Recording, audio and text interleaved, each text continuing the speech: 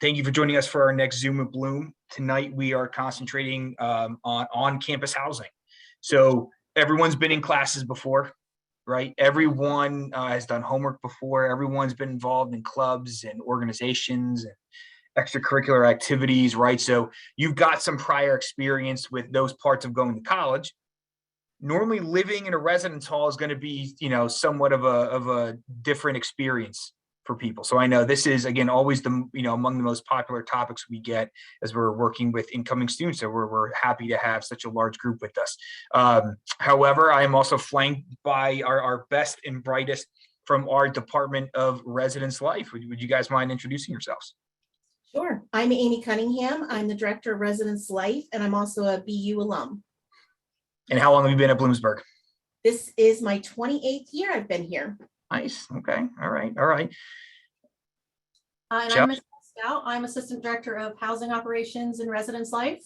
And I'm also a BU alum, and I'm here for 18 years. That's right. We are the Husky family, So the event itself should take, well, I should say the presentation should take probably 25, 30 minutes.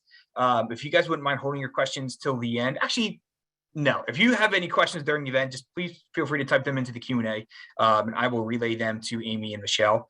We will have an open Q&A at the end. This is being recorded. We'll post this to our YouTube channel probably, what's today, Tuesday, maybe by Friday. But with that, I will go ahead and turn it over to Amy and Michelle for the presentation. All right. Thanks, Tom. So welcome, everybody. We're really excited to have you here tonight and to talk about residence life. And we hope we get to see you at maybe the upcoming Husky Decision Day and at orientation in the fall. So a lot of people ask, what is residence life? And it's really, we're the home away from home. We have a great group of people that work here. We have folks in our central office. We have staff that work in our residence halls and apartment complexes. We have our graduate level staff and our undergraduate level staff that are all here to kind of make this transition easy as you come to Bloomsburg. So right from the start, we will be here to help you in your transition. We do programs and events and do things that help with learning outside of the classroom. We do assist with student issues and connect students to campus resources as needed. And then Michelle and I and a group of people also manage the housing process. The one thing to remember is that we live here too. We are a group of people that after 4:30, when Michelle and some other folks go home, we live here. We have married staff members. We have children that are being raised on campus, and we're here after 4:30 overnight on weekends. And we have an on-call system that students have the ability to get to anybody at any time through our community assistance. Tom, if you could go ahead too for me. So as I had mentioned a few minutes ago, we do have 6 central office staff that work with the residential education, the housing, our facilities, managing work orders, our card center, which all of you will be getting information from shortly about how to upload your ID photo for your BUID. And we have 5 assistant directors that live on campus with spouses and partners and families and dogs and cats. And they're here to help you and to work with you through any issues or problems that may come up. We've also hired our graduate hall directors for next year, and these are graduate level students that are here getting their master's in a variety of majors, and they have experience, whether they were RAs or CAs here or elsewhere. They're here to live in your residence halls with you and guide a staff of community assistants. A lot of institutions you may have heard RAs, like resident advisors or resident assistants, but at Bloomsburg, our focus is really on community. And so we've decided to call our undergraduate staff community assistants because they're really here to kind of help you get to know Bloomsburg. They're here to answer questions. They're here to guide and help you. They're here to provide resource information. I kind of describe them as like the big brothers or big sisters of new students. Some new students hit the ground running. Some new students need a little more help. And so we're here to help and assist you. Yeah, honestly, and Amy, I would, and I'm not just saying this because you and Michelle are here on the call, but I would say the CAs, the hall directors, the area coordinators, they are probably among the most important staff members we have on campus. And they will probably be the most recognizable people for students living on campus because they are going to be there to assist you in so many different ways. So like think of, all these different roles and responsibilities that are probably filled by a number of different people in your lives right now while living in high school. It might be your parents, it might be a teacher, it might be a school counselor, right? There's all these different parts of your life that are facilitated by different people in your life. That's kind of what your community assistant will be. It's what your hall director will be. That's what your area coordinator will be. So these are people who are vitally important to your success. And I would say probably the resource that you want to get most familiar with your first couple of weeks on campus is getting to know who they are and know that they are a resource to help that transition into college. Tom, can you click ahead one more for me? Oh, yeah, absolutely. Thanks. So as I mentioned, living on campus, we're here to help you kind of figure out that first social piece after move-in. People are moving into their rooms, they're walking around, they're trying to figure out how to kind of get to know people and navigate the new social scene. But they also have all the experiences, upperclassmen. How do you register for your classes for the spring semester? What do you think of this faculty member? In a lot of cases, you have the opportunity. I know learning communities will be on a Zoom and Bloom in a couple of weeks, I think, Tom. Yep, you're right. Yep. And learning communities are a really awesome opportunity for you to connect with students that are in the same major, live in the same residence hall, have the same classes together. So it's like this built-in network with our learning communities that allow you to kind of live and not spend all your time together. You don't obviously have to do that, but it's just a very nice kind of like net. And it allows you to study together and kind of start that first semester kind of together as a group and kind of navigate that. So they really help out with academic, but also the personal things. Maybe you saw a counselor at home, or you'd like to see a counselor on campus, or you've got a sore throat and would like to go to the health center, but you just really don't know how to start that process. The CAs have information on the floor. We have a lot of information from the day you move in, so that regardless of what happens, there's really easy access to info, both in the hall, on your phone, and through your CA. And we do build a community that's focused on respect. We understand that there's a variety of people from a variety of different locations, and coming together as a Bloomsburg family, we really pride ourselves on that community focus. We encourage all our first year students. I know just a little bit about me. I know that my parents, there was a point where my parents were like, we're not making appointments for you anymore, Amy. You're old enough to do this yourself. I remember I waited for my dad to answer a question about me, and he's like, if you don't know this, I can't help you. So we really encourage our first year students, advocate for yourself, ask questions. That's why we have CAs in the hall, so that you're able to get your questions answered. We do have a ton of resources. We do have a lot of clubs and orgs. We have a lot of offices that are here to help you, success coaches, academic coaches. The resource list is long, but we can't help you if we don't know that you're struggling. So always reach out, find a trusted person, because we know that transition can be hard, and it's okay for it to be easy, and it's okay that you might have moments where it's hard, but reach out and we'll be there to help you. One of the things that we do is we have a process, and we have a name for it, but really it's just talking to students.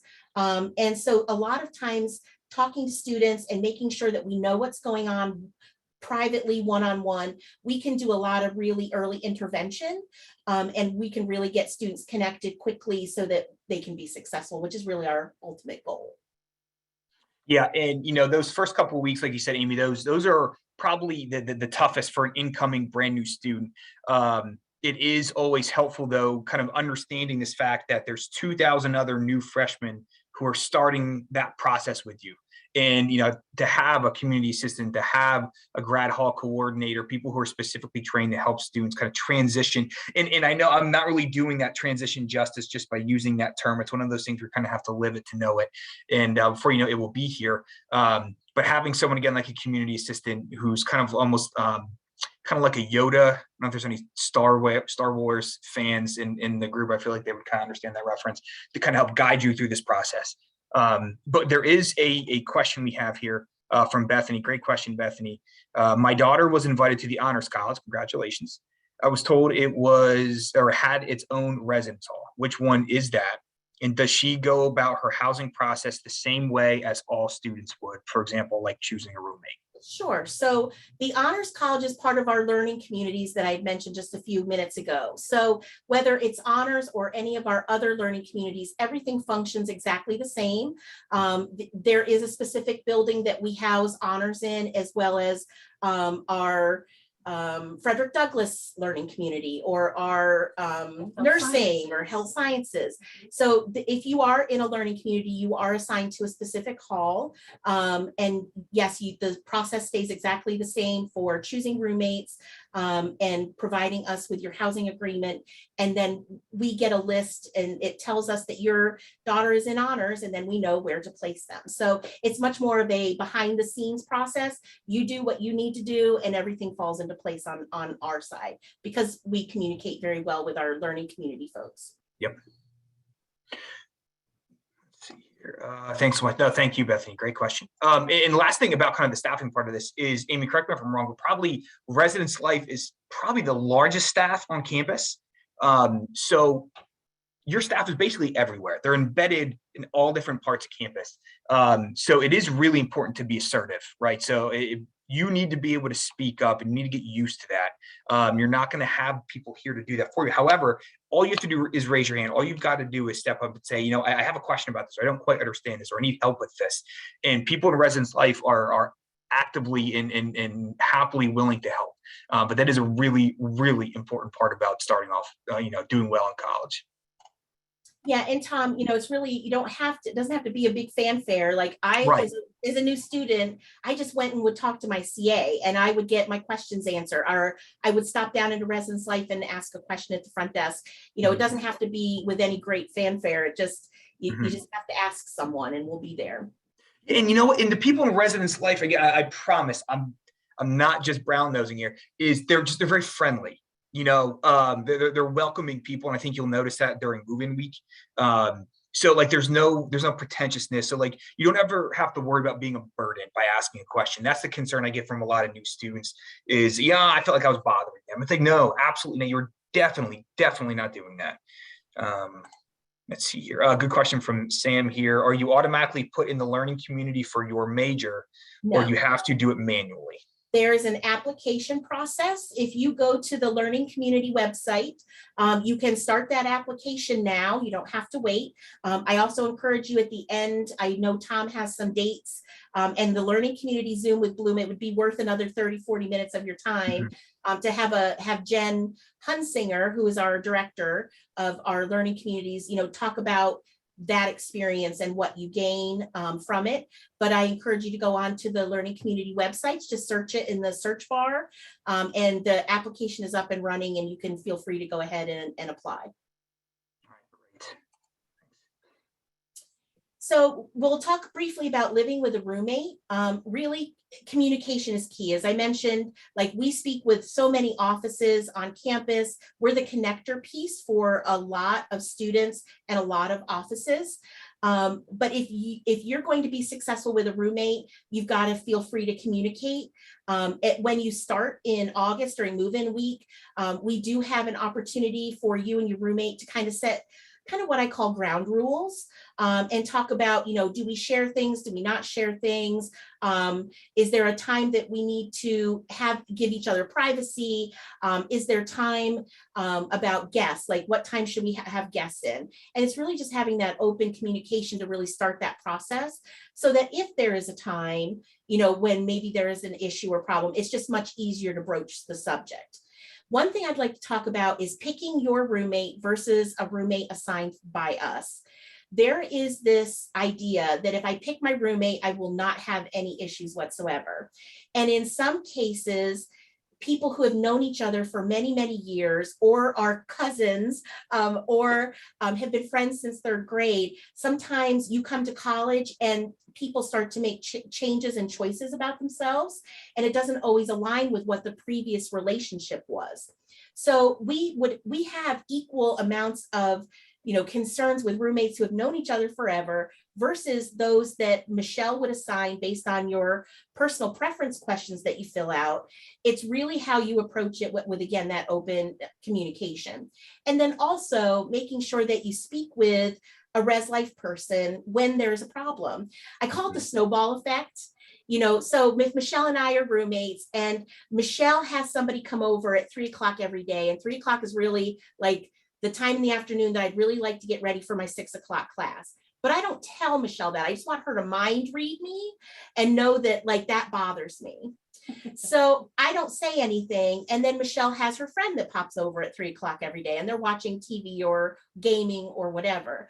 But down the road, Michelle, maybe something else is said. And instead of dealing with the fact that her friend that's over at 3 o'clock in the afternoon bothers me, I've let it snowball and it grows and grows until you can't almost find the middle of the snowball to find out what the real problem was to start with, which could have been dealt with really easily and simply. So I would encourage you, just again, communication is really the key. Whether you pick your roommate or we assign a roommate, that's really the key to a good roommate situation. The other thing is Hollywood and TV makes us think we're going to be besties with our roommates. And it's okay not to be besties. You can live very separate lives and come home at night or after classes and talk about your day, but you don't have to be each other's best friends. A lot of times students who pick their roommate end up finding best friends down the hallway, during the first week of classes. So, just remember, kind of manage your expectations and know that life and TV don't always match up. Who knew, right? Who knew? So if there are situations, we do mediations, we work through any problems that arise. But if there is something that we just feel like isn't going well, we can't have people make demands about a roommate being moved. Just like if Tom's mom called me and said, my son is having a really hard time with a roommate, and here's the situation. If I just randomly moved Michelle's son out of a room without finding out details, Michelle's parents might also have a lot of stories about Tom's son. So we lie somewhere in the middle of where stories kind of intersect. And sometimes we have to work back through them and try to manage those and help them at least come to some understanding. But we don't just move, we don't take demands and make moves based on what someone is demanding. We work through problems and we'll do our best for students. We never want somebody to be in a situation that they're uncomfortable with, but you don't tell us who might have to move out of that situation. We will offer it to everybody. We'll talk with everybody, but students then have to make the decision that's right for them. And sometimes, as we know in life, hard decisions sometimes have to be made, but you also have to do what's right for yourself. So we will be here to help you work through hopefully we won't have too many, but every once in a while we just have some people that just don't make great roommates and we have to work through those. And Amy, there's just a couple questions here that popped up in the Q&A. What day do students in the LC start? Do they go early, and what day do they move in? Learning communities, it's coming up on a slide and I don't want to misspeak the date. So can we just hold on until we get to that slide, Tom? Yep, absolutely. That's a great question. And then next question is, when will we know which residence halls we've been assigned to? That's coming up as well. And a question from Aiden here: for roommates, is there any other resources other than the My Housing website to find potential roommates, or is it just that? Is there a Facebook page of the class of There 20? is. Yeah. Yes, Okay. yep. So that's one thing I was going to mention is the class of 2026. There's a parents group and there's a student group. I am always shocked to see how many students identify their roommate from the Facebook group. And I apologize. There's also the class of 2026 Instagram profile. That's linked here towards the end of the presentation. So I would say those two social media groups, the class of 2026 Facebook group and the class of 2026 Instagram profile, are also good ways to identify roommates. So just to recap again, you've got the My Housing application, you've got requesting a roommate, you've got the social media groups. Am I missing any, or are those the three primary? Well, those are the three, but even if you do find someone through one of the social media platforms, you do need to enter in My Housing Self-Service to make it Oh, right, yes. an actual roommate request. And both students need to, one makes the request, the other student needs to accept it, so we know that it's a mutual request. So they're on My Housing Self-Service, you can search for a roommate and try to find someone who may be compatible with the same way that you have answered the personal information questions. So you can find a couple different people who come up in your search results, reach out to them and get to know them a little more before you actually make the request final through My Housing. So you can search through My Housing, search on the social media sites, and then just make sure you enter whoever you want that person to be in My Housing Self-Service. And then Michelle here, when is housing assigned? And also, will students have a chance to connect with roommates assigned prior to move-in week? Right. Yes. So that's also coming up on one of the slides. We will release housing assignments on July 1st. So the deadline to request your roommate is June 1st. If you, excuse me, if you don't request a roommate, we will match you up with someone. And then we will post your assignment in My Housing beginning July 1. So you will have from July 1 until move-in day to reach out, get to know each other, talk about who's bringing what, and just see if you'll be a good fit. Great. Okay, good questions. Thanks. And Tom, I've already covered all of this. Okay. Talked about the roommate agreement when they arrive, mediation, room changes. Yeah, we covered that, so we can keep moving. Perfect. I love this graphic. This is one of our new No, me too. marketing Me too. and communications designs for our residential and academic buildings. I have this actually hanging in my office. So do I. I have it in my home office, in my office. Yep. Campus. Yeah. This is in my kids' room too. Yeah. We call it the Bloomsburg map. Yeah, this is really cool.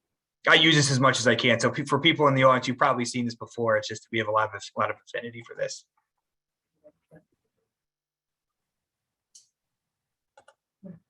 So we have 8 residence halls on our lower campus, and we do have our traditional corridor style residence halls. Philosophically, Bloomsburg is really all about what students gain as a first-year student in a corridor style traditional residence hall where they're sharing spaces. Transition is so much easier. There's so many more group gathering places. You have easy access to your CAs, programs, but we have 8 residence halls on our lower campus. And then on our upper campus, we have 3 apartment complexes. And actually, Michelle has just wrapped up our housing process for our upperclassmen for next year. And our apartments are just about filled. So our current first year students have just selected where they wanted to live, whether it was suite style, or we have some students that wanted to stay in the res halls. And then everybody else went to our upper campus with our apartments. So we're pretty excited about that. Yeah, and Amy and Michelle, what are some of the, so we might have some students in the group who are maybe a little apprehensive about living on campus, or maybe they live within a 50-mile radius, so they would have the ability to commute should they choose. What are some of the primary reasons why a student would want to live on campus in the residence halls or in the apartment complexes? It's kind of like a one-stop shop. You cross the street and you have the sushi place, you have Subway, you have Starbucks, you have our all-you-can-eat facility, the Commons, the bookstores across the road if you need something for a class. You can roll out of bed in your joggers and walk to McCormick for an 8 a.m. class instead of having to get up and commute in. You don't have to worry about icy roads in the wintertime. You can get involved, and this is like so important to me as somebody who's worked here. And actually, Tom Kresh here was one of our CAs and worked with me for a number of years as an undergrad. So Tom and I go way back. But the involvement and what you choose to do as a student is so very important to your development as a young adult. But it's all about your passion and finding other students that are passionate about what you like. Maybe you're into community service, or maybe you're a 3-letter person from high school sports, and you want to continue playing, and we've got intramurals. We have club sports that play all over the country, actually, with club sports. Our basketball team, I think, is like a 3-time national champ for club sports. Yeah. They traveled all over to play. But it's really important. It's not just about the education and the degree you're getting. It's the relationships you're building. It is the connections to maybe people that can help you find, that internship or that opportunity, pre-graduation. It helps you meet people and feel like Bloom is home. So when you live on campus, it just opens up the doors to having a really awesome college time. I understand, money and commuting and saving, but even if you can only stay a year with us and then you decide to commute after that, it just sets you up for success on so many levels. I can't say enough. Yeah, as an incoming student, you've got this, 4-year window where you're not quite a kid and you're not quite an adult. So like you've got this opportunity to kind of grow up. A lot of that growing, it's not going to happen in the classrooms. There's a lot of, important parts are going to happen in your classes and in your studies, but there's so much about going to college is this stuff, right? It's what happens when you're not in the library. What happens when you're not in the brick and mortar classroom. It's going to be all the other stuff. That's really where you learn to grow up. I can't underscore what Amy said enough. Like this is your opportunity to kind of develop those skills that you're going to need, because when you graduate, when you cross the podium during graduation, like you're an adult now. You need to know how to live on your own, how to do you're kind of like an adult in training. And this is where the training happens. And you just so happens that, again, you've got 2,000 other incoming freshmen who you're going through that with. And also you have these other people that can help, again, like the CAs, the hall directors that can help guide you through that process. So it is a very nurturing and inclusive environment. And plus then just the way the Bloomsburg campus is structured, right? So when you step on the campus, everything is very kind of closed in, right? So we're close to downtown, but there's a big difference between being downtown and being on campus. When you're on campus, it's easy to identify where you are. Everyone that's walking around campus is a student, a faculty, a staff member, and the campus itself is very compartmentalized, right? So all the residence halls are in one section. All the classes are in one section. All the upperclassmen apartments are in one section. All the athletic venues, they're in one section. So the way campus is constructed, it's kind of like Camelot, right? Like you step on here, like this is what college should look like. This is what college should feel like. So I think both physically, and kind of socially, this is a good opportunity and a very comfortable opportunity to grow up as an individual. Yeah, definitely. And I see we have a couple questions here in the Q&A. If I choose to be in the nursing learning community, is it required to live in the nursing LC building, or can I live anywhere? It's not required to live in the nursing learning community. There are students who are commuters who can still be part of the learning communities. You don't have to live on campus, and you don't have to live in the building that's designated for that learning community. Maybe you have a roommate that you want to request who is an athlete, and they'll be housed in athletes. We do try to house in our 12-month residence hall. So if your roommate is an athlete and you would rather live with them instead of in the nursing learning community, you can just email us, let us know that, and we will do our best to accommodate that request. If you don't reach out and you're on the list of students participating in a learning community, we will in most cases assign you in that residence hall. So if you would prefer not to be, or if you have a roommate who's in a different learning community and you want to be in their building, just reach out to us and let us know, and we'll work through that. Thanks, Michelle. Question from Madeline here. Will we be matched with people of the same major? Question. Sometimes. So we would look at learning communities. We would look at majors. We also look at answers that students submit to the personal information questions. If we can match you with someone in the same major, we do kind of try to do that first, but it's not always. Okay. All right, great, thanks. Okay, so some of you may have already received a welcome to Residence Life letter in the mail and an email saying welcome to Residence Life, instructing you to log into My Housing self-service, complete your housing agreement, select a dining plan, answer your personal information questions, enter your emergency contact information, and if you have a roommate, request your roommate. So the housing agreement that you complete is for a full academic year. So we talk about housing and the housing rates and things for a fall semester and a spring semester. So we kind of break it down and bill it by semester, but your agreement is for the full academic year, both fall and spring semesters. We don't release students at any time to go off campus during that year. If you are withdrawing or transferring, or if you do live within a commutable distance and you live on campus for the first semester and you want to commute from home for the second semester, we would release you to do that. There's a process where you would submit a housing release request. We would review it, and if you're within that distance, we would approve that and let you know the process to move out of the residence hall. But your housing agreement is for the full academic year. New freshmen are required to live on campus for their first 2 years. So we have another slide coming up about that. Your housing and dining agreement includes selecting a dining plan. Students living in a residence hall are required to have at least a 10 meals per week dining plan. So you could have either 10 meals per week, 14 meals per week, or 19 meals per week dining plan, and you can choose that in My Housing.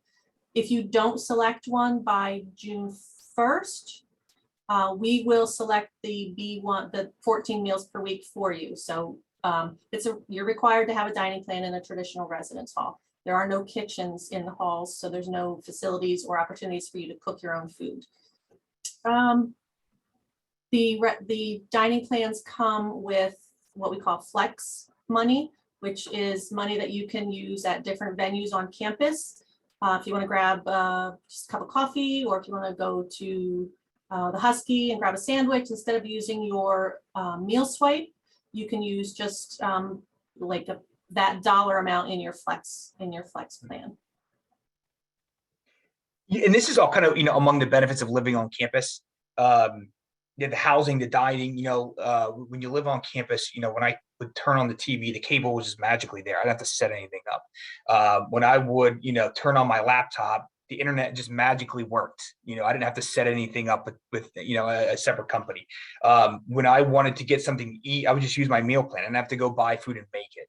I think there might have been one semester where I didn't have a meal plan. And I was just so used to not having to make my own food that one semester. I mean, I'm not a good cook to begin with. So as a college guy, this is not going to shock anybody. If I'm left to myself to, eat, it's a lot of like pizza and like microwavable things. There's not a lot of nutrition in anything that can be made in a microwave. So it is probably to everyone's benefit to have a meal plan, even when students, should they choose to move off campus, and there's going to be plenty of students that won't. So having that meal plan is very very clutch, to be completely honest with you. I found a lot of personal value in that as a student. We did have a question here from Sophia. I'm an undeclared major, but I am planning on transferring into the nursing program. Can I join the nursing learning community even though it is not my major right now? Good question. Sophia, I'm going to have to say, because I don't want to speak for the director of the learning communities, that would be a question for Jen Hunsinger. And we probably can look up her email, and I can add it to the chat. And then Sophia, you can email her whenever you'd like to get that question answered. Typically, in most of our major filled learning communities, you have to be in that major, but I would want Jen to be able to answer that specifically for you. What LCs are housed where? So Morella, actually, that's a good question. One that's probably best answered by when we're done with the presentation, because I can't flip off the presentation to drop a link in the chat. I will put in the LC website where you can see everything listed and what residence halls they're located. Now, keep in mind, an LC is not connected to where you're living, right? Is that the right way to explain it, Amy and Michelle?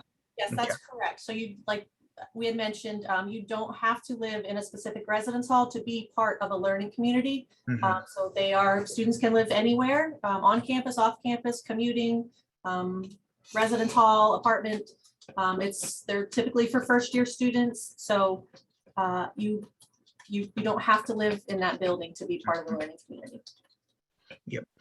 When I go into the housing portal, no other roommate requests or options show up. Am I doing something wrong? The first step you would need to do is complete the housing and dining agreement, and then you would be able to search for roommates. And if the person that you want to search for hasn't completed their housing and dining agreement yet, you won't see their name. If you have tried that and you still don't find anything, just reach out to us, email us, and we can look into it on our end and see if there's an issue on our end. We can let you know if you've completed what you need to complete first, and if the person you want to request has also completed that, we can let you know that. Another thing, we suggest using either Google Chrome or Safari. No. Yes. No, Chrome or Firefox, that's your web browser. So then you can see the full capabilities of My Housing Self-Service. Some of the other web browsers don't show everything. Let's see. Okay, great. Thank you. If we haven't gotten the Welcome to Residence Life email, when should we expect it?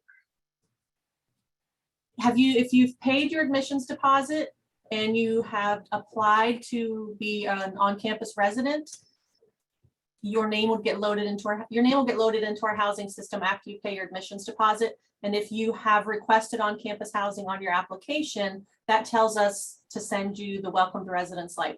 So usually after you pay your deposit, it's maybe 3 or 4 days.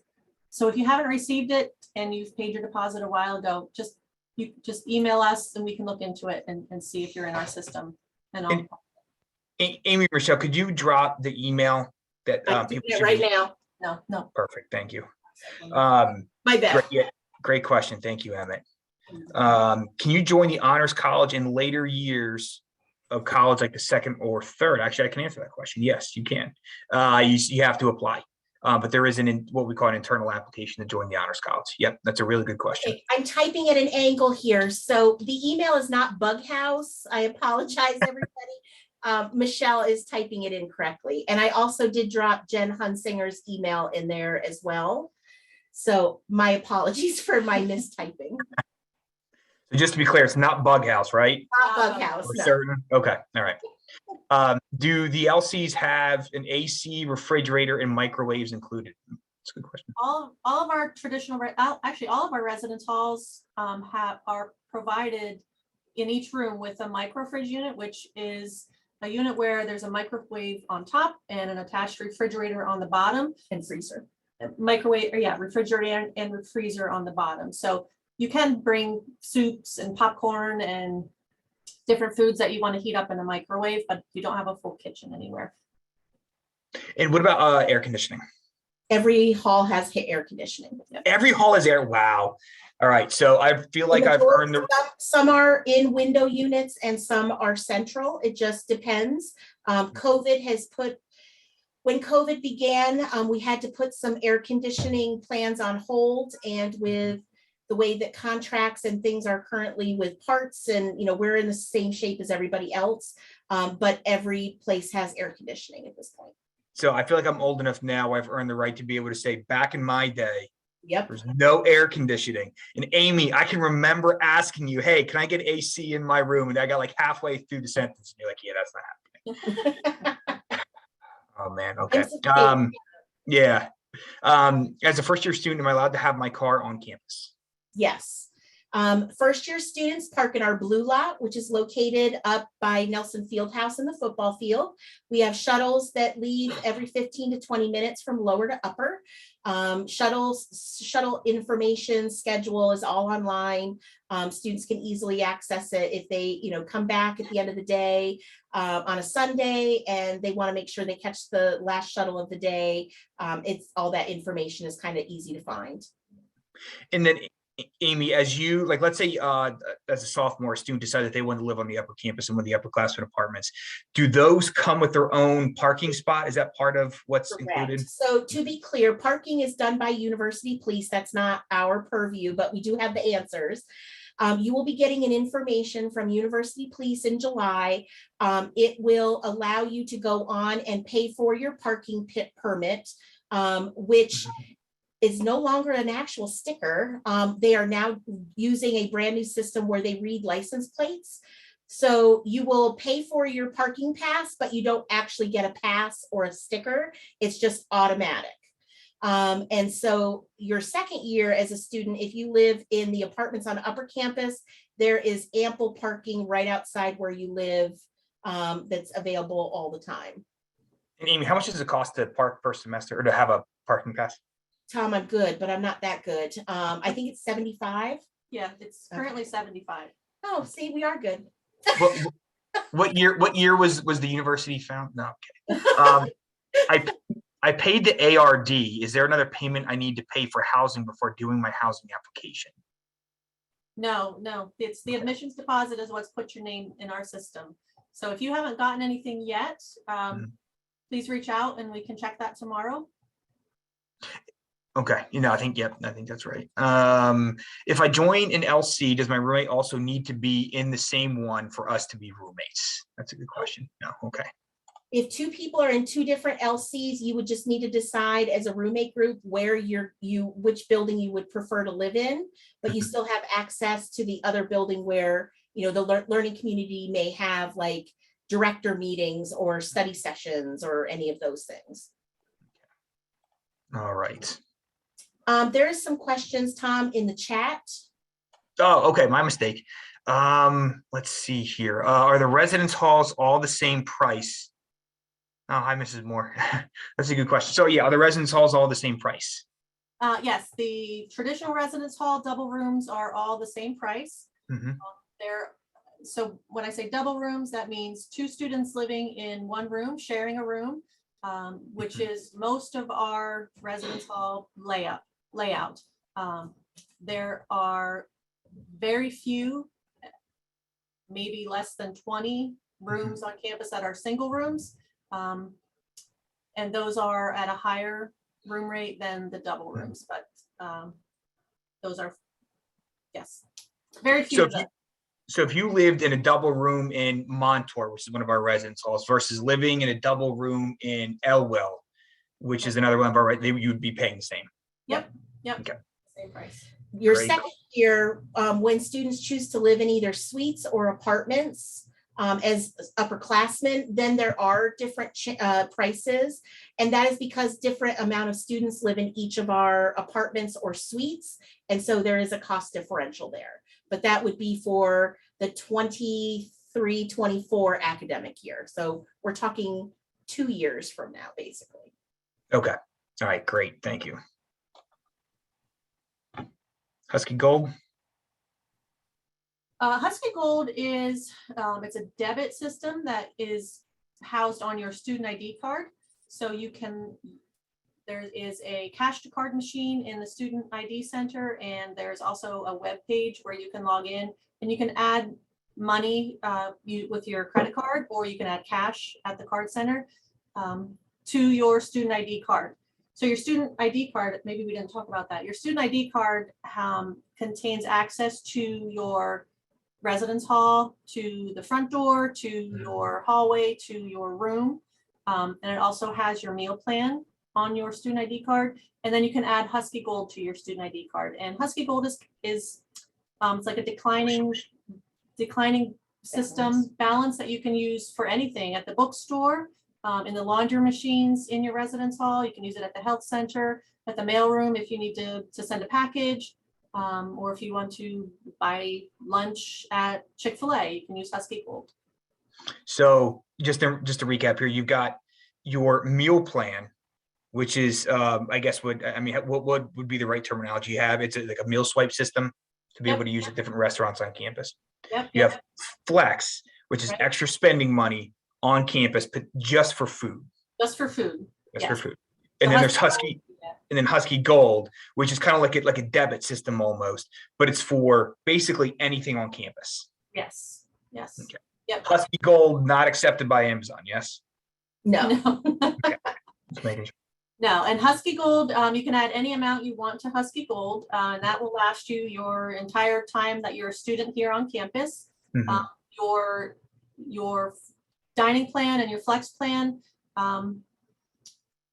your dining plan is active for 1 semester, and then it's automatically reassigned for the 2nd semester. And then the following year, you get to pick another dining plan. But your flex is only good for 1 year.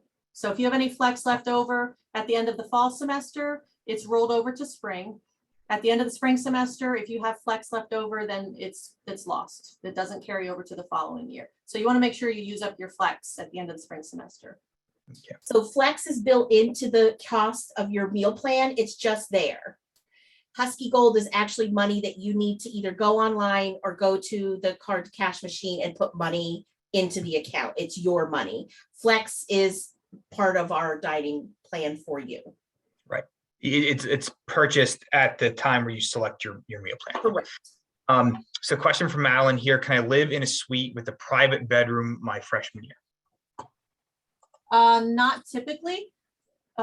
New freshmen are typically assigned to a traditional residence hall, double room with a roommate. The suites new freshmen are not usually housed in our suites. Except 2 reasons.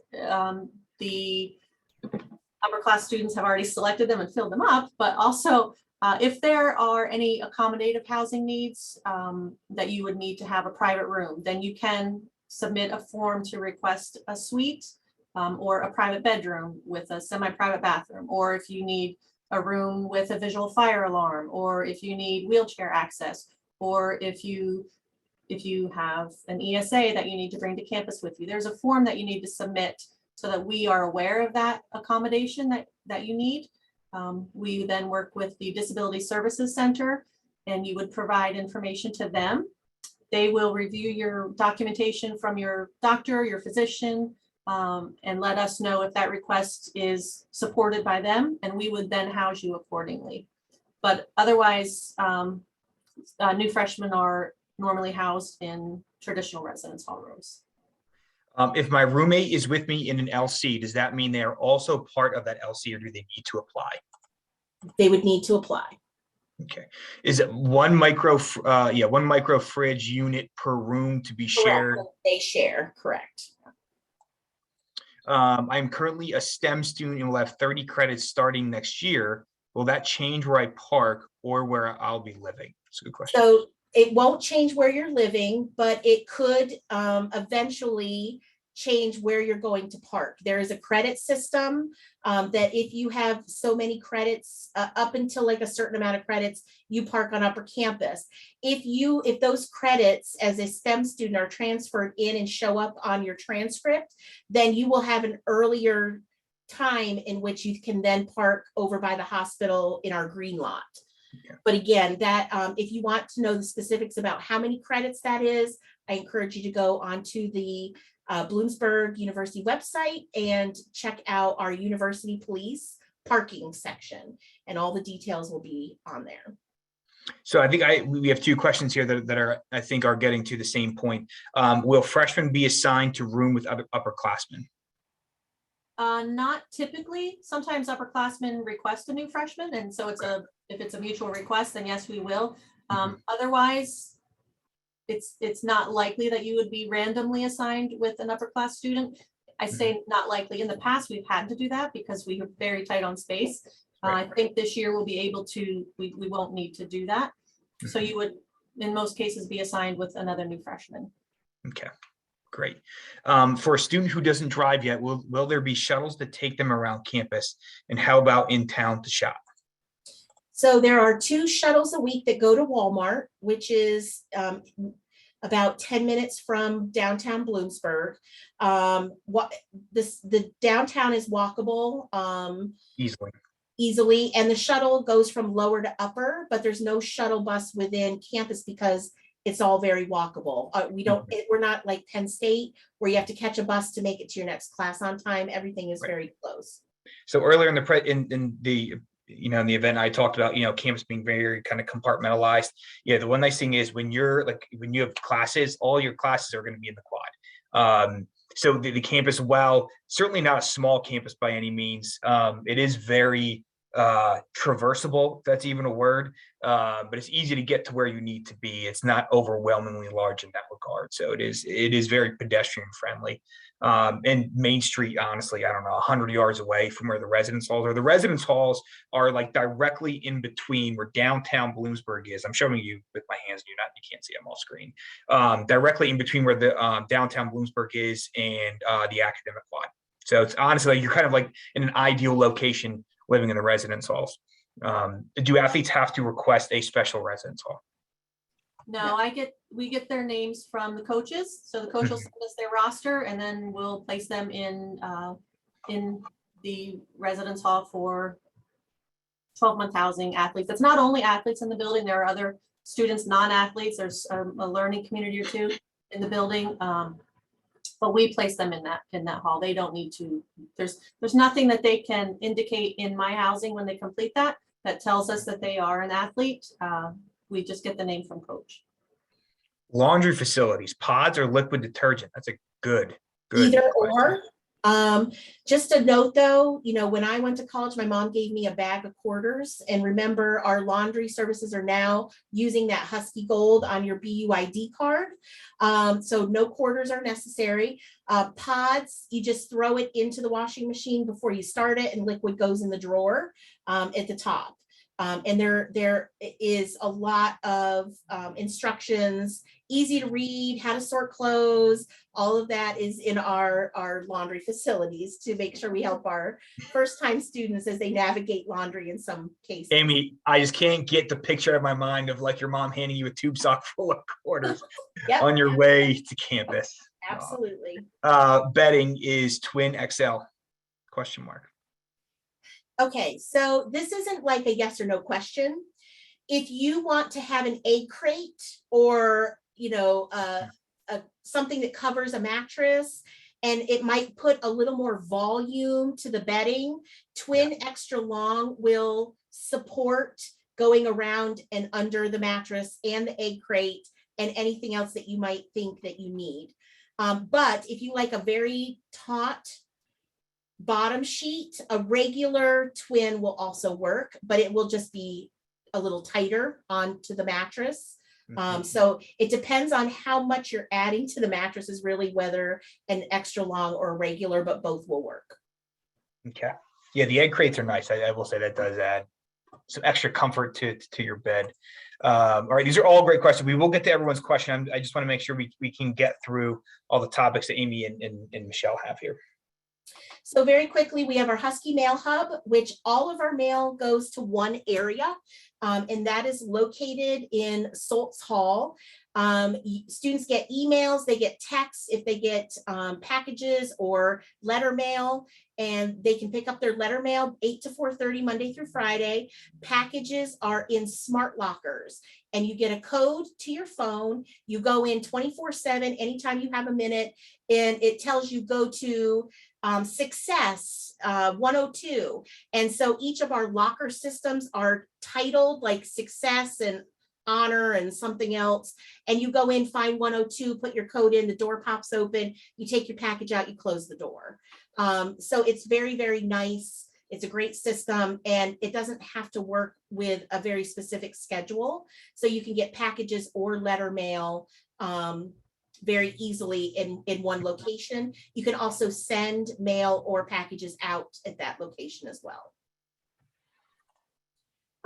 If there are any transfer students that might be going up to our apartments, as this upcoming year, we have our own mail system up there, and mail and packages are delivered to our JKA Community Center on Upper Campus. So if you get a package in your mailbox up there, you can go to the JKA Community Building and pick it up, or you can actually have a key to a mailbox up there, and you can pick up your letter mail.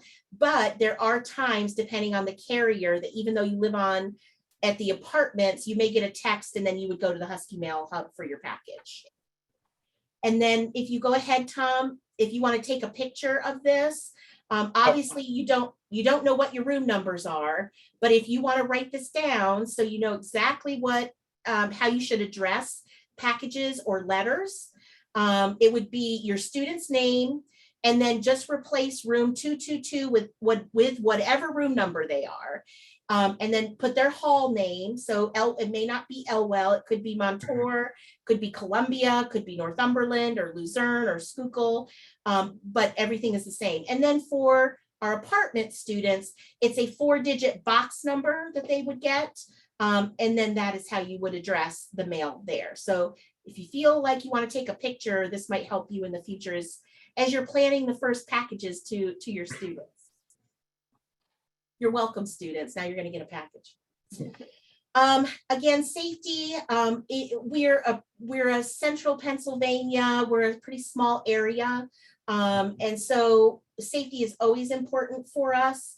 As Michelle mentioned, we have card access to the exterior, interior of our building, as well as you have card access to your room and your room only. We do not have a lot of billing. Bloom students are not. Sometimes you go to other universities and you can see that people, do damages. Our students really do feel like this is home, and they treat their spaces like it's home. Yep. We ask that students keep their rooms secured. All of our side doors are alarmed and can only be used as fire exits only. All of our students need to enter and exit through the main doors at all times. We do safety inspections twice a year. By Pennsylvania state law, we are required to do fire alarms twice a semester. And anytime there is a maintenance issue or a safety concern, all you need to do is let our staff know. There's also mechanisms online to submit a work order, like if your light bulb is out, or maybe you opened up your drawer and the corner came off the track.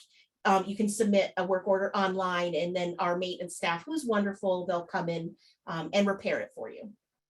Yeah, and even my boss in the admissions office, he would say safety is everybody's job. Yeah. Right. It's not like it's just one department. It's not just residence life. It's not just BUPD. Safety is everybody's job. So this is something that we prioritize on campus, period. I would say this is probably the highest priority we have across campus in general.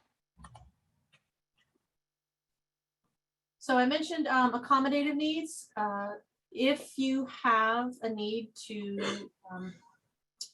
have a private bedroom, or to have a semi-private bathroom, or if you need a room with a visual fire alarm, or if you any other type of special accommodation that you want us to be aware of when making your housing assignment, there's a form that you would want to submit, and you can include that information and send in that form. We'll review it, and as I mentioned, we'll work with disability services so that they can also look over your request. And they'll let us know if they support the request, and we would house you in the best place to meet those needs.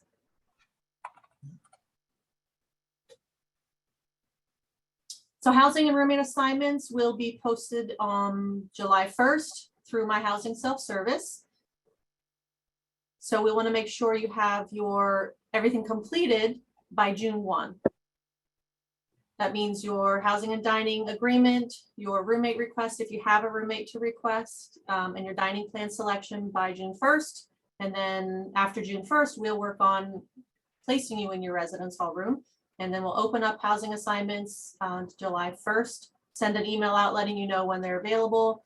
And it will include a move-in schedule would be posted around that time as well. So our 2-year residency requirement, as we had mentioned a few minutes ago, our first and second year students must reside on campus for the first 2 years, not including summer or winter sessions. If you turn 21 of age before the first day of that fall semester, then you do not have to do the 2-year residency requirement. Or if you decide to live with us but you live 50 miles away from campus, so you get in, you find your group of friends, you find your activities, and then maybe it's best for you to then commute. As Michelle mentioned, you would do a release form with us, and once Michelle verifies your home address and that it's within 50 miles, then we would release you to commute from home.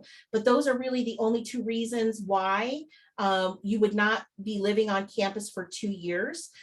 We've done a lot of research We have a lot of data to back up what living on campus for 2 years does in terms of, helping out with independence, making sure that graduation rates are higher, higher GPA rates are shown for students that live on for 2 years. So it was a data-driven decision. And we're hoping to do a lot of really great things that second year to tie in with Professional U and a lot of other offices on campus to get you ready for that next step with internships or practicums, prepping your resume and cover letter. All of those pieces will be part of that second year. So we're very excited about what we're going to be offering and what our plans are. And so that's just a little bit about the 2-year residency requirement and why we do that. Yeah, I think one of the comforting things with Bloomsburg is, as an incoming student, whether you're the parent, the supporter, or the student, is that we have a plan for you, right? Just period, hard stop. We have a plan for you when you come here for your major, your academic plan, your professional plan, helping you grow as an individual. We have a plan for you, right? So we've already been working on this, and this is another example of that. Oh, see, I get ahead of myself, Tom. Yeah, this talks about the higher GPA and higher graduation rates. There is something called the sophomore slump if you work in higher education. A lot of times it's the excitement of that first year, you get through transition, and then you lose motivation, you lose focus. Maybe you're thinking about changing majors. Maybe, college isn't as exciting as I thought it was. It's this sophomore slump and this concept that if you get a student through first and second years, the chances that they're going to graduate and move on and do well, it's astronomical. But that sophomore slump is really something we want to make sure doesn't happen, and that we, continue to build on independence and all of those things. Yep. Yeah, I think generally, Amy, correct me if I'm wrong here, when we measure, so like one of the key metrics for any college in America is your retention rate. I think that's measured the amount of students who finish their sophomore year, because the idea is if you finish your sophomore year, you're going to graduate. So that's, part of living on campus for 2 years is so important, because when you're living on campus, you're connected to everything. There's no line of demarcation between where you're living and spending time when you're not in class versus where the rest of the university life is going to be. So that's why living on campus has just tremendous value. So the housing process, as a new freshman, you're completing your My Housing self-service, and we are assigning you to your room. For next year, housing for fall of 23, spring 24, you will complete a similar process earlier in the year than you had as a new freshman, and you'll actually get to pick exactly where you want to live. So you would request your roommates, and you can place yourself in the exact suite that you want, as long as it's available. There's a process that we run, and we send information about this out pretty early after you move in. You'll be wondering, why are you sending this to me so soon? But we just want to let you know that you might have friends that are going to be looking to live off campus, and they're going to be signing for apartments, but you're not able to do that. You're going to be living on campus with us for the following year. So we send information about that process out starting in September. You don't actually pick your housing until the following, usually February or March. So we'll just send out a whole lot of information about that during that time. So you can pick a suite, you can pick an apartment on upper campus, or you can pick a traditional residence hall. Again, if you enjoyed living in the residence halls and you want to stay on lower campus, you can do that as well. And we will be offering apartment and suite tours during Parents and Family Weekend. That's something we do annually, and make sure that we have students and leaders around to answer questions. So if you are planning on coming up for Parents and Family Weekend next fall, that will be one of the things you should add to your list. Information will go out about that in September, typically. And I know on our YouTube channel, we have a playlist of videos that our admissions team has put together. And when I say admissions team, it's really our students have put together. They're very transparent and authentic about what it's like to live in a residence hall. It's part of our behind the scenes of Bloomsburg series. So I can drop a link into the chat as soon as we're done here, so everyone can take a look at those. So just like with anything, your college experience is really your own. If you get involved, if you make good decisions, if all of those things is really going to make a difference as to whether you feel like Bloomsburg is your home or it's just a place that you take classes at. We will provide you with lots of information, information about things that are happening when you're a student. Make sure that you are checking your BU email frequently. If I had $1 for every time a student and or a parent or supporter told me that they didn't check their BU email, I wouldn't have to work anymore. But we're also prepping you for real life. Like if I said to my boss, I'm sorry, I didn't check my email for 3 days, I would lose my job. That's part of life. So I do encourage you to, check your BU email frequently, get started on that now, because there's information that's now and it will be helpful to you. Yep. Yeah, I've said all of this. We're good, Tom. Good. All righty. And this is our staff. Can I do a shameless plug? You may. Our community assistants on the last day of training before move-in. These were the student leaders, the grads, the CAs that we hired. This would be like the group that you see during move-in. They're such a hardworking group. All of my grad students that are graduating already have full-time jobs, and it's April. A lot of my community assistants that are graduating have already gotten jobs.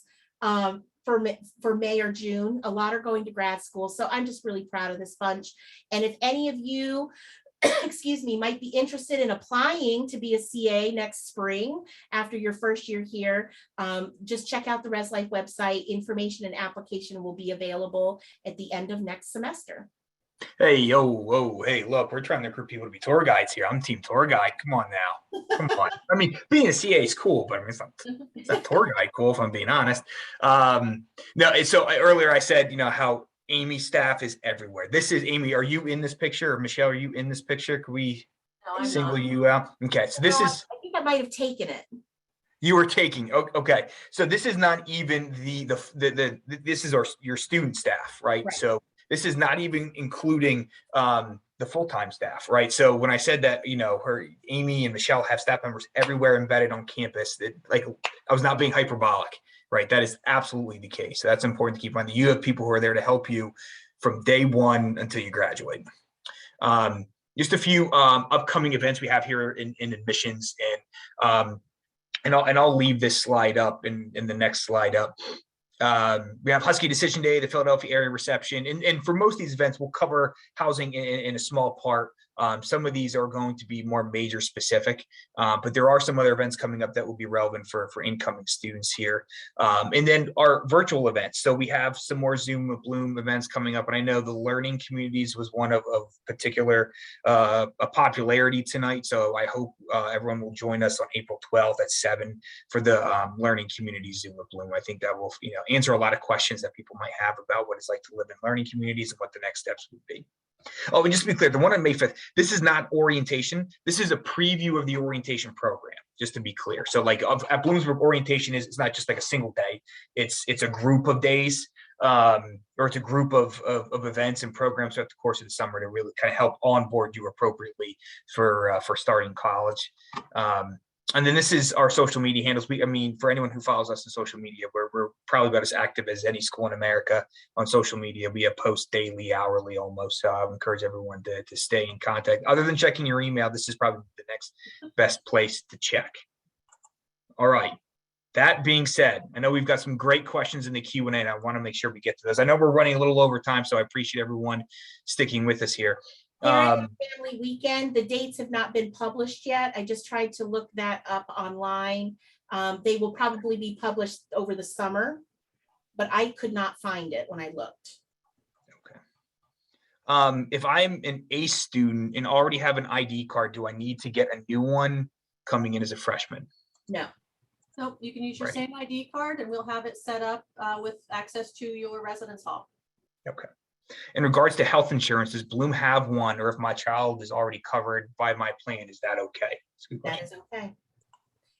The health center, I will tell you, it is really, really important to get that information in about health records, but the health center has a really easy to read page on the Bloomy website. And unfortunately, due to COVID the last 2 years, I've become very friendly with our health center nurses as we've managed COVID the last couple of years. It's much better now, but I would say please make sure that you check, the health center info about what to provide to them. Are the residence halls co-ed? Yes. And some of our halls are co-ed by door, meaning Tom could live next door to Michelle and I, and some of our halls are by wing or by floor. It really just comes down to the nature of how our halls were built in the 70s or 80s or 90s. They've all been redone, but you can't change everything when you redo a building. So some are door by door and some are wing by wing and some are floor by floor. We do also have 2 floors that are gender inclusive housing. So if you are requesting to live with someone who's opposite gender, you would be placed in one of those 2 locations. Are there other ways to earn Husky Gold without depositing actual money? Yes, there's actually lots of our programs that we do in our halls. We just did a door decoration. A couple of the CAs got together and did this kind of almost campus-wide door decks, and I saw a picture of that. Yeah. They were really impressive. Yeah, they gave away Husky Gold as the prize. Yeah. Husky Gold is one of the prizes that we know students appreciate so much. And as a state institution, there's a lot of prizes that you just can't do. So it's a win-win for everybody. Students love it. And we give Husky Gold away quite a bit as prizes, but you just get to participate and have a good time. Do athletes have to select a specific residence hall based on their sport? No, all athletes are housed in the same building. If they're a new freshman, they'll be housed in Elwell Hall. If it's a transfer student, they may be placed on upper campus in one of the apartments, but sometimes they're also in Elwell Hall. So are students from the same team oftentimes paired together? Or is it really, it could be sometimes a softball player and a field hockey player paired together? sometimes, yeah. Sometimes coaches pair them up. Sometimes if a golf athlete wants to request a tennis player, they can request whoever they want. But if they don't, then sometimes coach will pair them up and send us who they want to be together. And if not, we'll match them up. Okay. Cost per load of wash and dryer. $1.50 to wash, $1.50 to dry. If I'm a freshman coming with 30 plus credits, does that mean I don't have to park where the other freshmen park? So again, University Police manages all of our parking. And although we try very hard to know exactly what's going on in other offices, I would encourage you to go to the University Police website, Bloomsburg University, and just type in parking or University Police, and it'll show how many credits is where you need to park. But I don't want to give a specific answer because I don't want to be wrong and lead you down the wrong path. So just go to bloomu.edu and type in parking in the search, and you will have that information. Are hot dogs and Keurigs, are hot pots and Keurigs allowed? Keurigs are permitted because it's an internal heating element. Hot pots are not because it's open. And hot dogs, just out of curiosity, do we have a stance on hot dogs? Have as many hot dogs as you'd like. Okay, all right. So we're pro hot dog, anti hot pot. Good to know. It really comes down to external and internal heating elements. It's a fire hazard, right? Right, fire hazard, right. And we are sprinklered. All of our buildings are sprinklered as well, which is a huge safety bonus. Yep, absolutely. Are you able to adjust the height of your beds? All of our beds are set at the highest level possible when you arrive. If you, when you arrive, want it set lower, then you can go down to our front desk and a custodial or maintenance staff will come and adjust it lower, but you cannot adjust it higher. It's already adjusted. It's at the highest notch that it can safely hold the load of a human being. And it looks like there's one more notch, but don't do it because it's not going to end well.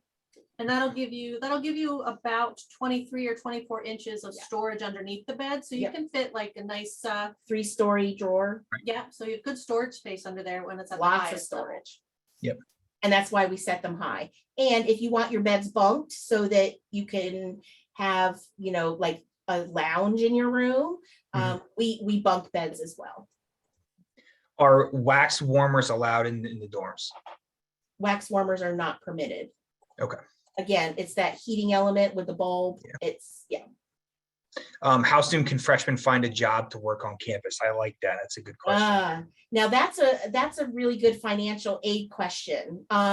So there's a couple of things as a Pennsylvania state institution that we are required to do, and that is fingerprint clearances.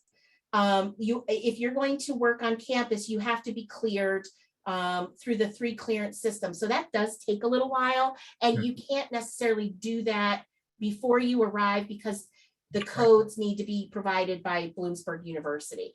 So if you wanted to apply to jobs like your first week, and let's say work with Tom in admissions as tour guide, you would go through the process, get hired, and then they would assist you through the clearance process and the financial aid process for payroll. You would probably start working within 3 weeks after you're initially hired.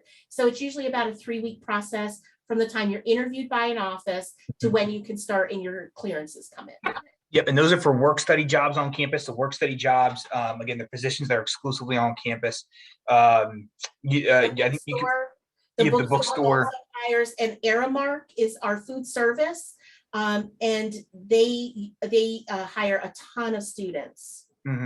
But like working at the rec center, you could be, you can work in an academic department, as a front desk receptionist. Secretary. You could be a receptionist, like we hire students in the front of our office, and they answer questions from parents and students and guide people through the housing process. Financial aid hires a lot of students. There's a ton of student jobs on campus. Basically, every department on campus hires students. It is shockingly hard to find, to fill those positions. So those are, to me, the best time to start to look is as soon as you start as a student, freshman year. That would be my recommendation. And then you have those leadership positions that are jobs and leadership positions, like the Howells through orientation, the community assistants through Res Life, the tour guides through admissions, where you get work experience and you get paid and it's a job. It's kind of the best of both worlds. And then there's the hourly positions like the receptionist and student secretaries, where you work your shift and you're done and you get paid. The 4 most visible students on campus: student athletes, community assistants, tour guides, Howells. They're the most CGA. Husky ambassadors. Husky. All right. So the list is a little bit long, but that's 6 out of 200 some odd groups on campus. So they are the most visible parts of campus, or those students, and they are student leaders. And it's good personal and professional development. When are orientation dates? I don't have my calendar in front of me. So I do know those, not off the top of my head. Bear with me 1 second, so I can get that for you. I'll drop it in the. And just to reiterate, I'm not sure we mentioned this. It was in the slide, but just to be clear, new student move-in is Monday, August 15th, Tuesday, August 16th, and Wednesday, August 17th. If you are in the Jumpstart program, you will move in on Sunday, August 14th. All of our learning community students will move in on Monday, August 15th. Everyone else, we refer to it as white glove move-in. Basically, you arrive on the specific day and time that we allot for you based on your housing assignment and your last name. You pull up to a very specific area for parking. Howells and CAs unload your car. One person moves the car to a parking lot immediately. Everybody else goes in, registers, gets in line for the elevator, upstairs, everything gets unloaded in your room. And usually it's within 5 minutes, you're all unpacked in your room, and now you're, making it home. And that is our process for move-in. So if parents and supporters, if you are looking to schedule time, just remember the 15th, the 16th, and the 17th are move-in for new students this year, but the schedule will not be out until June. We have to wait for Michelle to house students, And then in order to make sure that our schedule matches, so we have enough staff, that we don't make you wait in long lines, that we make sure we have enough rolling bins to get you moved in, all of those things, it's a very specific move-in schedule. If you cannot do that specific day, you reach out to us, let us know which one of those days you can, and we do have the ability to adjust you. So there is the ability to move it if we have to, but we ask that you follow that schedule because that is the only way move-in is as easy as it is. Yeah, watching you all move people in so quickly. I mean, you guys are like the eighth wonder of the world. I mean, you guys are just in and out. It's basically, it's a science.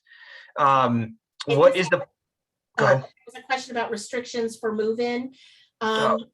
So at this point, I would love to say that no, that there are no restrictions, but I can't hazard a guess what COVID may or may not look like. But I will tell you that we did allow 2 people to move in each student at the height of COVID. So if for whatever reason COVID adjusts and we need to adjust, the answer would be 2 people can move in each student. If there are no COVID issues, have as many people as you'd like. Just make the room crowded. Mm-hmm. What is the policy for outside visitors and residence halls? So again, we're still currently in a COVID change with visitation. Mm-hmm. Students are permitted to have overnight guests on the weekends. There's a limitation as to how many guests you may have at one time. And you must discuss with your roommate. If your roommate doesn't want any guests, then the rights go to the roommate with no guests. But the specifics of that will be made closer to opening in August. Again, I don't have a crystal ball, so I can't give you a straight 100% answer because we need to see how things play out. I'm hoping that we're back to normal. I know for sure I won't be able to attend the Honors College webinar. Will be the opportunity for me to view it later. Bethany, there will be, yes. We'll be recording all the Zoom at Blooms, including this one. We'll be posting it on the Bloomsburg University YouTube channel. There's a specific playlist dedicated to our Zoom at Bloom sessions. In fact, I'll drop that in the chat here in just a second. Good question. How do you sign up for the Zoom at Bloom on April 12th, the learning communities? Oh, perfect. Lacey, go to, you know what? I'll just drop it in the chat here. Sorry. All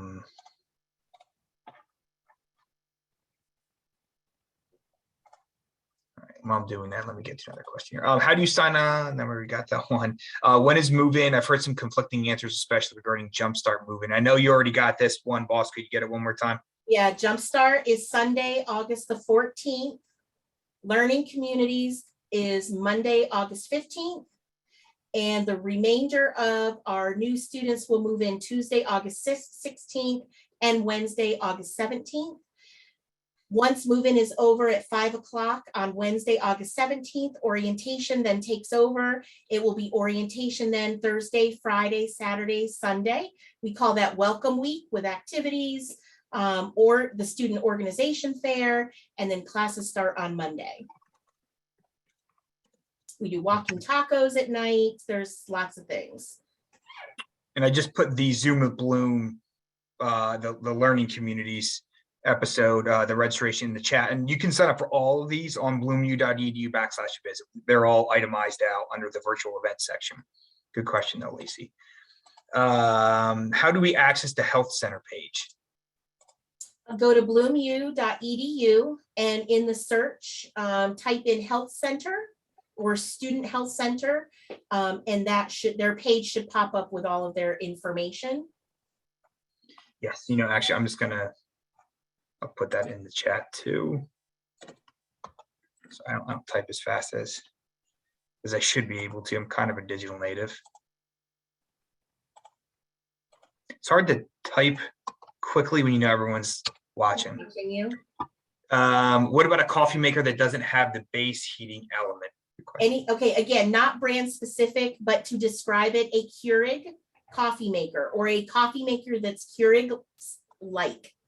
So no external, anything that does not have an external heating element where a piece of paper could drop on a burner and start a fire, internal. So a Keurig-like, you don't have to have a Keurig-like coffee maker, you're good to go. Keurig adjacent. What furniture comes in the unit?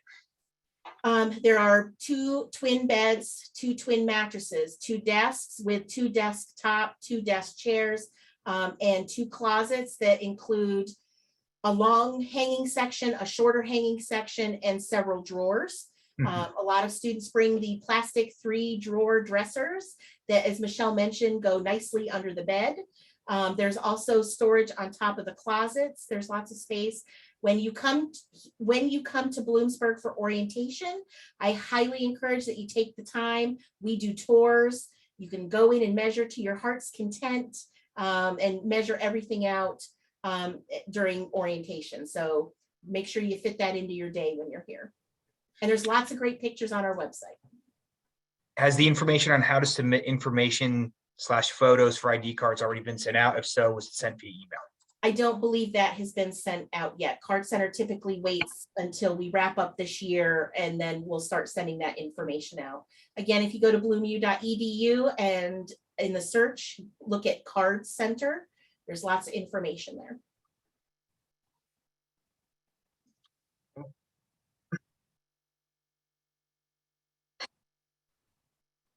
So I was trying to find that YouTube playlist of the residence halls, and it automatically started to play one of our commercials. Has the information, I know I already got that one, sorry. Are there any self-defense safety seminars offered on campus? Good question. Actually, we recently got RAD certified. And so one of our university police officers is RAD trained and does self-defense. And we are just starting to grow that process. So yes, there probably will be a couple of RAD trainings, self-defense trainings on campus. We also have a women's center on campus that does a lot of really great programming. So yeah, plenty of opportunities for different opportunities. And what does RAD mean, Amy? It's self-defense training. It's a personal self-defense training. There are questions, I believe, in the Quincy, is there storage for property during breaks? So winter break, Thanksgiving break, spring break, you may leave whatever you want to in your room. That's your room, your space. You'll be coming back. We will have specific closing instructions about making sure that, items are off the floor, making sure that you take electronic items home with you during, winter break, long extended break. During the summer, when we close in May, all of our facilities is used all summer long. We do a lot of sports camps. We do a lot of large organizational conferences. And so all of our students will need to move everything out in May and then, return, the following fall. So we don't have property storage during the summer, but during all of our breaks, you may leave whatever you would like in your space. And Lacey, I see your comment here. It is, I can drop it down there again. So it'll be at the very bottom of the chat then. Say Zoom with Bloom, or wait, no, that was the right one. Sorry, Zoom with Bloom Learning Communities. Let me try that again.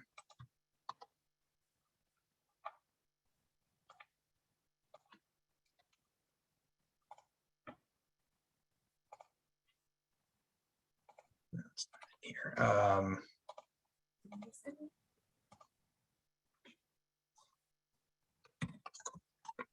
Tom, I think we've got all the questions in the chat answered. Okay. What is this one?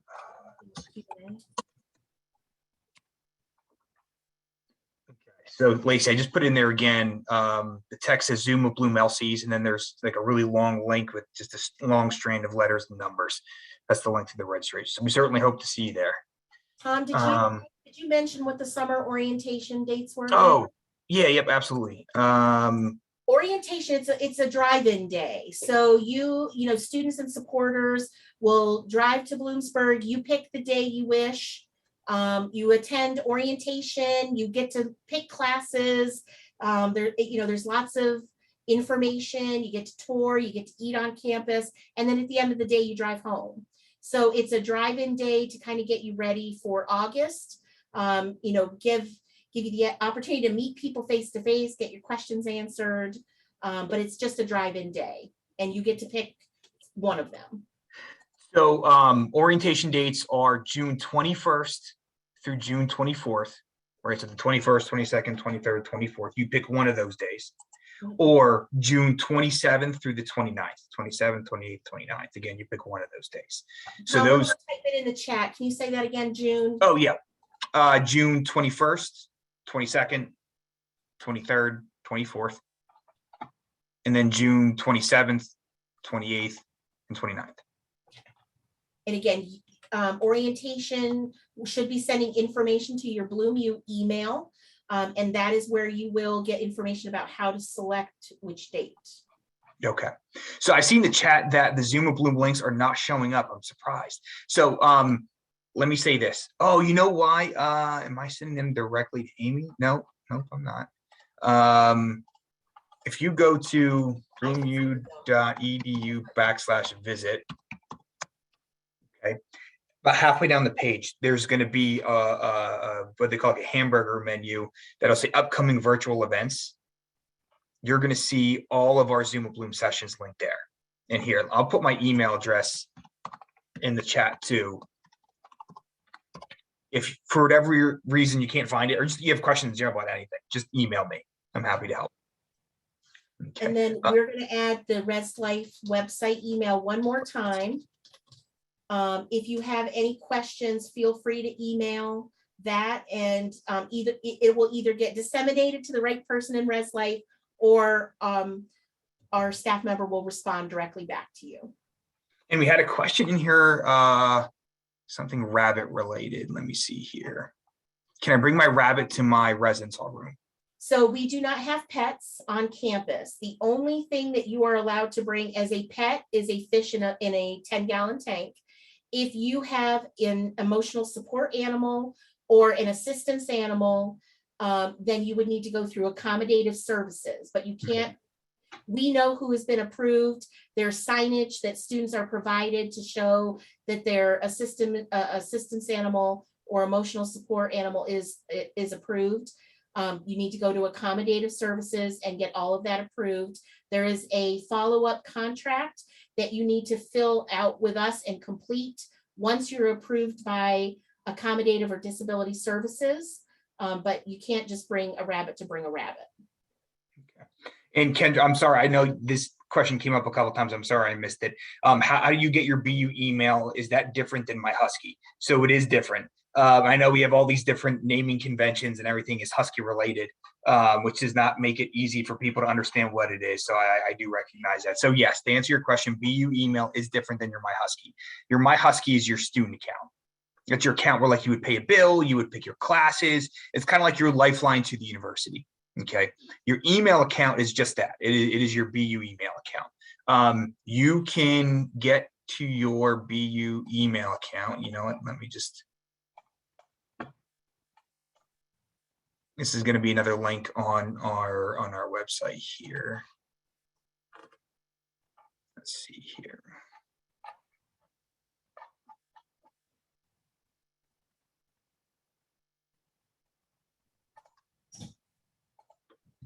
Here's where you would log into your email.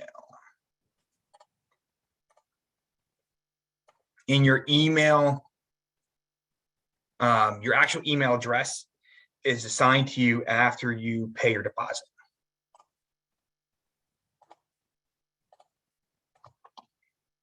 Okay, right there.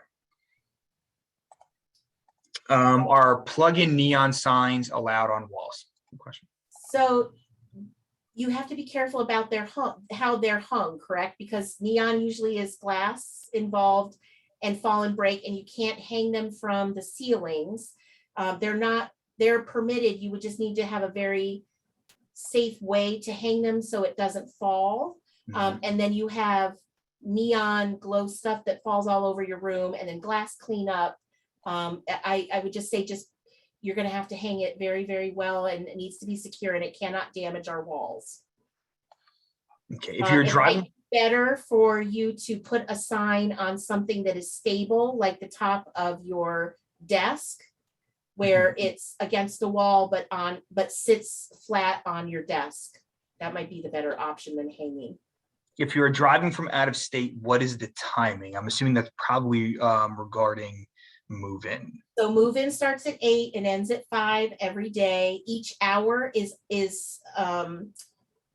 based upon which hall you're assigned at and the first letter of your last name. And as I mentioned before, if you are set for an 8 a.m. move-in and you live 6 hours away and you know you can't make an 8 a.m., then you contact us and we do have the ability to move you ahead a few hours. Okay, so it was actually for orientation day. My mistake. Yep. I'm not a miss attendee. Gotcha. So I think same rules would probably apply for orientation. I know we will have some people who will get a hotel the night before. There's plenty of hotels in the surrounding area. There will also be probably some type of virtual orientation if needed. It's probably not quite as advantageous as coming to a traditional in-person orientation, but that might be an option too. Good question though. Jacob Schaefer, if already accepted into an LC, do we need to fill out the housing info? Not everything. It doesn't matter whether you're accepted, whether you're an athlete, all information needs to be provided to us and completed.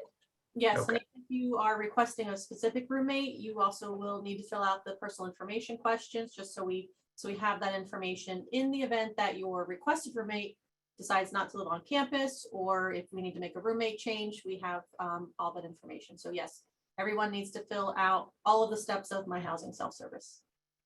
And there are questions in My Housing that make your move-in easier. So by law, Pennsylvania is required for college students to either provide dates of a meningitis shot, a vaccine, or to say that they're not interested. It's a checkbox. Either I have it and these are the dates, or I am not interested in it.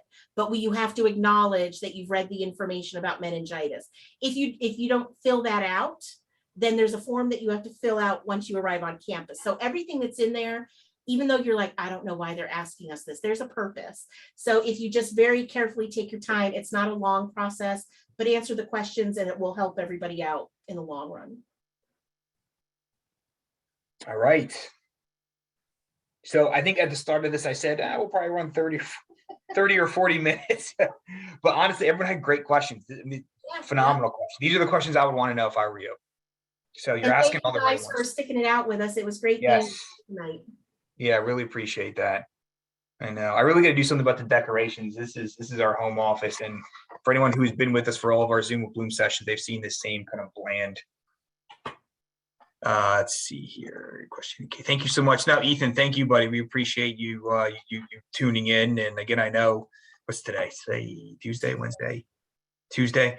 So on a Tuesday night, I know spending 2 hours on a Zoom with Bloom is probably not exactly what you wanted to do. But again, no, we really appreciate it. I think the information delivered tonight really, really was extremely important. A lot of your success in college is going to start in the residence halls and living on campus. Like, you're not going to be able to do the classes well if you don't get this thing, if you don't get this done right. So it's really, really, I mean, this is fundamental.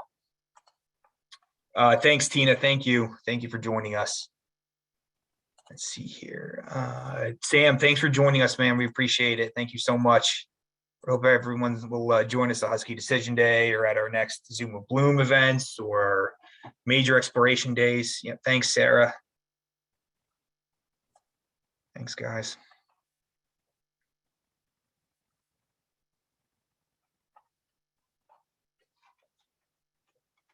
Are you hungry, Michelle? Yeah, I'm gonna forget about it. Go home and have Yeah, a bowl. thanks, Ethan. Yeah. Especially, I mean, you had a track meet tonight too, so you've got to be famished. I did. I expended a lot of energy. Michelle and I must have talked a lot. It is so hot in here. It's really hot in this office. Our office, and again, I know this is a first world problem, but our office in admissions, it can get chilly. Like, there are many days where I keep my coat on. Yeah. Again, I recognize there are worse, far greater issues, but yeah. Thank you, Morella. Have a great night. Yeah, thank you, Ethan. Thanks, everybody. Are you guys in your office in Ella? We're in Michelle's. We're in my office, so you can see some of my artwork behind me. Oh yes, yeah. You're a very accomplished artist. Several years ago, my daughter made some artwork for me. Oh yeah. Very nice. What do we have there? What's being depicted? That's a soccer match behind me. Okay. That's her soccer team. And interesting. Then, nice. And then a family portrait. Oh, the family portrait. Wow. She's ambitious. You could have your guys do that for you and decorate your walls. Yeah, yeah, almost to a fault. I have so many drawings, especially from my oldest, and now like there have been times where like, because we get 4 or 5 a day, Yep. and like, what am I supposed to do with all these now? And every once in a while he'll find them like not being hung up. He's like, Daddy, I made this for you. It's like, why is this not front and center? Put it on the front of the car. It's like, I don't think so, buddy. You see I the appreciate commercial where the little girl goes, "Where's the unicorn I drew in December?" of Oh, yes, yeah. Yeah, that is, yes. Yes. That's art imitating life. Yes. Thanks, Laura. Yeah, that is so true. Yeah, absolutely is. Yeah. So yeah, right now, yeah, they must do a lot of arts and crafts at the school that my kids go to. They come home with stuff all the time. Well, what are you gonna do to keep them busy? Hey, Tom, while you're right there, can you attach Yes. and send that back to me? So then